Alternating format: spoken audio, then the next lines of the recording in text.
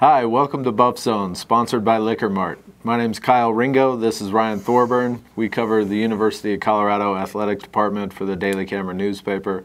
Here today to talk a little bit about the men's basketball team making the final run toward the end of the regular season, the Pac-12 tournament a week from now. Buffs go on the road to Oregon State this week. Ryan, as always, will be with them to document whether they win or lose. Ryan, how big is this week for the Buffs? It depends how much stock you put in the first round bye at the Pac-12 tournament. I think basically this game, the winner is going to be number 4 and the loser is probably going to be number 5. The more I've thought about it, the less convinced I am that it's that big of a deal. It would come into play maybe in the finals, maybe the second half of the semifinals as far as fatigue goes, but I think the loser of this game, say CU loses and finishes 5th, they open up the Pac-12 tournament on Wednesday against USC. That's pretty much a layup, and then you have some momentum going into a possible rematch with Oregon. I think you could argue that that's even an advantage in that scenario.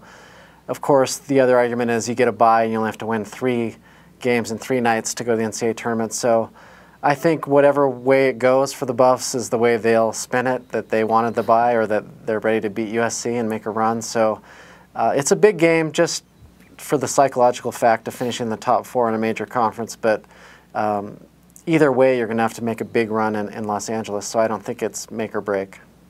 I don't necessarily think it's make or break, but I think I wrote a column about this the other day. I think it would be huge for the Buffs to go on the road and prove that they can beat a good team on the road, and Oregon is certainly that. It would be a big step for this team because the Buffs clearly don't have a signature win or even a real quality road win on their ledger this year, and that I'm not saying beating Oregon would qualify maybe as a signature win, but it would definitely be a solid road win, and it would be something that the young players on this team, the Spencer Dinwiddies, the Askia Bookers, even Andre Robertson could build on next year when there's going to be a lot of younger players on the team, and those guys are going to be looked to lead. And I just think having a good road win like that, under your belt will help next year, and it would be good for this year's team too. I think, any time you're in a position where you can be in the top 4 and get a bye and just sort of have that feather in your cap, that's a good thing. And so I don't know that the Buffs will win at Oregon or Oregon State for that matter, but if they could pull that off and finish in the top 3 or 4, that would be good for them. Yeah, I mean, building a program happens in steps. Tad Boyle has outlined those steps very clearly.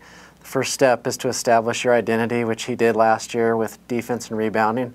And it took Corey and Alec and those guys several weeks to get into that, maybe even a month. The second step is to establish a home court dominance, which they did last year and this year. Third step is to beat the teams you're supposed to beat on the road, which they have started to do with Arizona State, USC, etc., Utah. And now we're into that fourth step, which is to beat quality opponents on the road.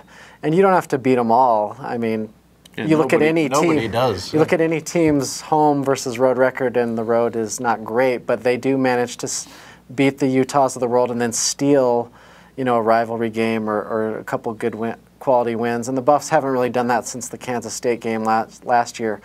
So what you're hoping as a CU fan is that Oregon is this year's K-State. CU beat K-State 3 times last year.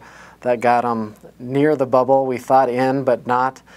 Maybe they beat Oregon on Thursday and again in LA, and they get into that conversation. Yeah, and then the thing that can't happen here is the Buffs, and this is sort of one of those pitfalls that you experience in sports, no matter what sport it is and what the makeup of your team is. The Buffs could go on the road and beat Oregon Thursday and then be super jacked about that and have another one of their customary not so great performances at Oregon State to close the regular season on Saturday, and that would kind of rob them of any momentum they might get if they are able to beat Oregon. So they can't do that if they do beat Oregon. They have to follow up whatever happens Thursday with another solid outing on Saturday at Oregon State.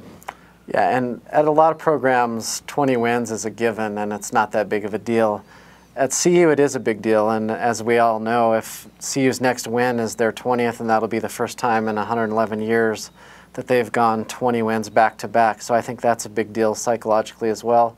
And just for their overall resume to get into the NIT, you know, should they not go on a run at Staples. So I think that's a big deal. It would also be Boyle's 100th career win as a head coach. So a lot to play for, not only for the team, but individually. I mean, Tad Boyle's on the cusp of possibly winning Coach of the Year honors. Andre Robertson, I would think, would be a front runner for Defensive Player of the Year, and those sorts of things. So it's been a good season, and now we get to the most important time of the season.